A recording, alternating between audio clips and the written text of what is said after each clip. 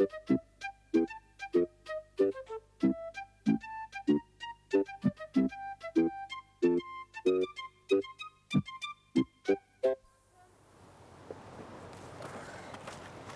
this is heavy. Pity you can't help me, Buzz. You've got nothing to do. That's what she thinks. As a matter of fact, I am extremely busy. All my things were ship-shape on the boat. Ship-shape on the boat. Yeah.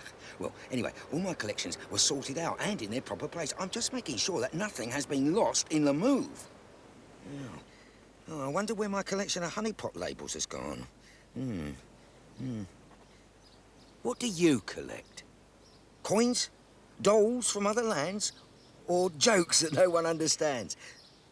What do you collect? Stamps? Gemstones? Model cars or wrappers ripped from chocolate bars? What do you collect?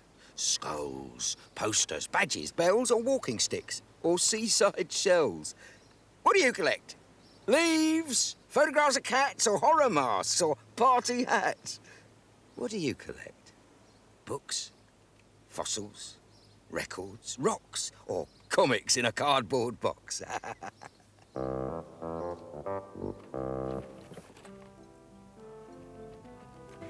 just going to do a bit of decorating.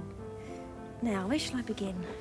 Sandpaper, screwdriver, chisel and screws, brushes all sizes for me to choose, jam jars and packets, bottles and tins, everything waiting for me to begin.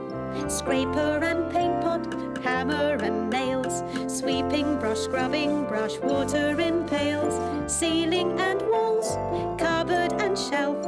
This is the song of the do-it-yourself. I must say this is all rather interesting, moving. I mean, I think it's going to be ace living in this new place. A caravan and not a boat. Living on land and not afloat will be a welcome change for me. You see, I hardly dare admit to this, but terra firma will be bliss. A bear didn't ought to live on water. A bear doesn't like to get wet. I like it here, but I shan't tell Lindsey just yet. I don't much like this bedroom. The bedroom doesn't care for me. It looks at me like a policeman inspecting a refugee. The bathroom doesn't feel like home at all. It feels more like an empty space. And the mirror seems used to staring at a completely different face. I don't like the smell of the kitchen. Don't like the garden or the rain. It feels like a deserted station where I'm waiting for a train. I can't kick a ball against this wall. I can't build a house in this tree. And the streets are as quiet and deserted as the local cemetery. I don't like the look of the kids next door, playing in the beat-up car. Why do they stand and stare at me? Who do they think they are? The big boy's coming over. He's just about my height. Why has he got a brick in his hand? Is he going to pick a fight? But he asks us into their garden, and he tells us his name is Ben, and Jane is the name of his sister, and we'll help them build their den. We can't get it finished by dinner time. We won't get it finished by tea. Oh, but there'll be plenty of time in the days ahead for Ben, Jane, Andy and me. Now, where do I leave those tea bags? Oh, yes. Oh, great, isn't it? Now I'm a tea bag. Come on, Boz. I'll make a cup of tea. Did I say I was going to like it here?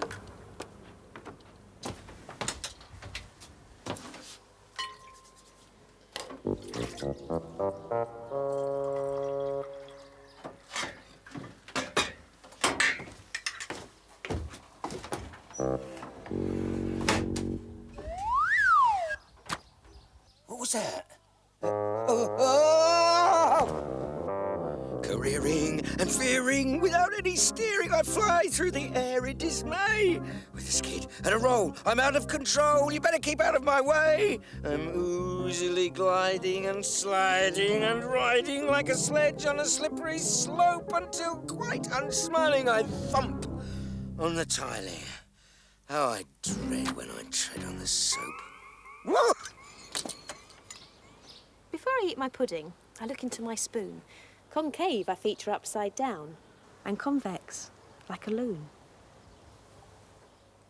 How on earth did you get there, Boz?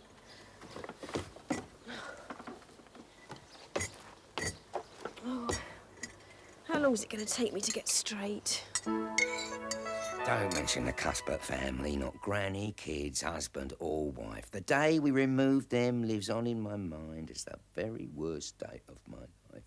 We arrived right on time for the packing. The children were waiting in line with guns at the ready and voices quite steady. They said it would all go fine as long as their playhouse went safely and their puppy dog came to no harm. We laughed at the threat, and yet, I felt a faint touch of alarm.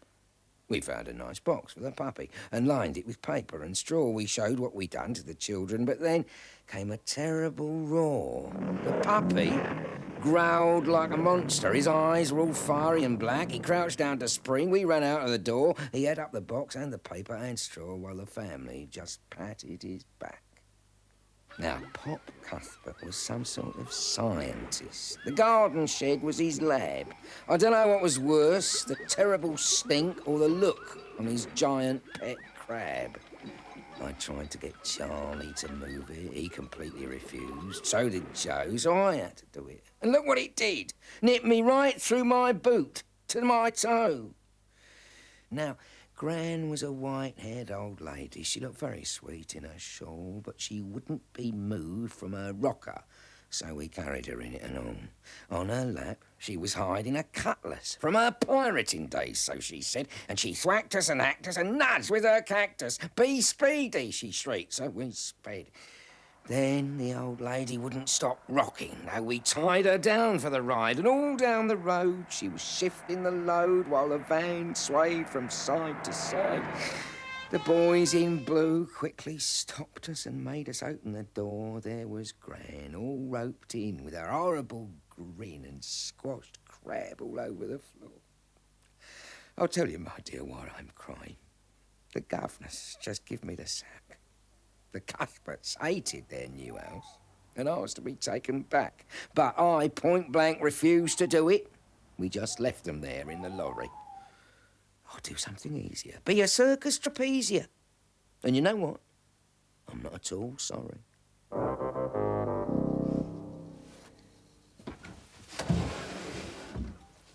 These are my special things. I keep them just here. There's a badge and a shell. And a doll with one ear.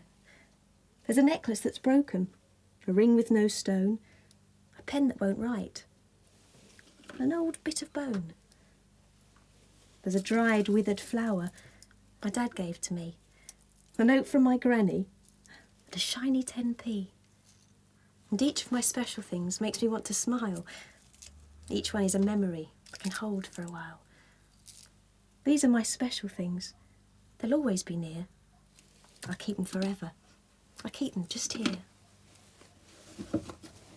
A girl called Miranda sent for a panda. There arrived at the gate not one box, but 8. And when she opened them, what pandemonium! Ha ha! Great, we're all shipshape now. Bye.